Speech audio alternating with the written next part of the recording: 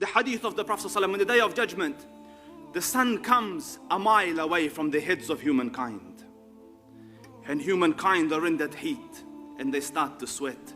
So some stand in puddles of sweat up to their ankles, some to their knees, some to their waist, some to their shoulders. Some people are drowned in it, based on the wrong that you have done. And how long will the day last? قال سبحانه في يوم كان مقداره 50,000 سنة, 50,000 years. And Allah Rabbul Izzah says, فاصبر, Allah, فاصبر صبرا جميلا, have good patience. 50,000 years.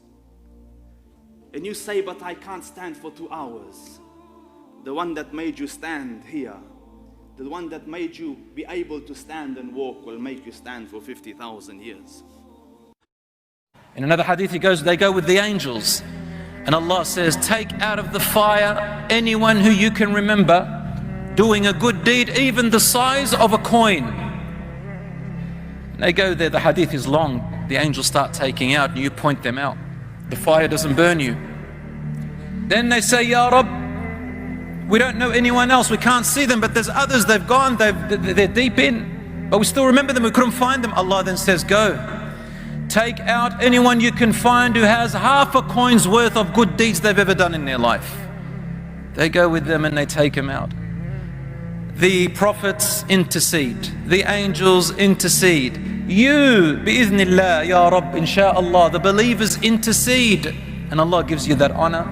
And then Allah says, all of them have interceded, and now it is my turn. And the Rasul ﷺ says, Allah subhanahu wa ta'ala takes out uncountable numbers of people who had fallen deep into hellfire until the last person. Allahu alam how long they're in there. You probably heard the hadith about the last man to enter paradise. And Allah subhanahu wa ta'ala saves them eventually. Islam teaches you to love yourself as Allah made you. You look at yourself in the mirror and you say, Alhamdulillah, I'm good looking, mashallah, and you are. No matter what, Allah is the one who made you. He fashioned you. He gave you your identity. He actually shaped your face. He gave you your image. He gave you who you are. How can you turn away from Allah? The Quran is saying, oh man, what has deceived you to turn away from your own Lord who made you? He gave you your eyes and your nose, your ears, your lips, your tongue, your cheeks, and whatever else you have. Allah gave you this identity. How can you turn away from Allah? That's what Allah is saying.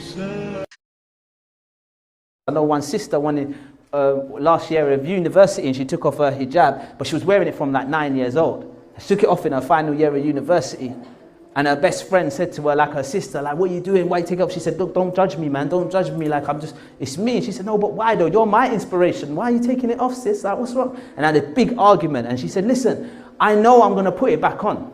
As I said, I know I'm going to put it back on. It's my final year of university. After university, I know I'm going to put it back on. My parents are going to get me married, and I'm just going to wear it for the rest of my life, and I'm going to be good. But now it's my final year of university. I just want to see what it's like.